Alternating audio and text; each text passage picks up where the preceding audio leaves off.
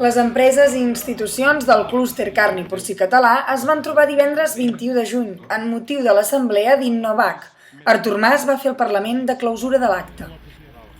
Va destacar també els èxits obtinguts per aquest sector que en poc temps i en plena crisi han aconseguit vendre més, exportar més i aportar llocs de treball.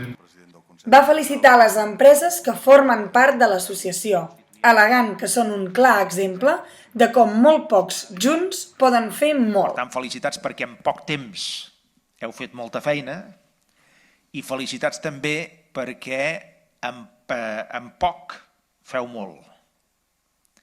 Abans ens ho deia el president d'Innovac, no? L'alcalde d'Olot, diu, nosaltres aquí només som dos. I amb dos i tota l'ajuda del voltant, heu fet molta feina i esteu fent molta feina. I això ja és una primera lliçó.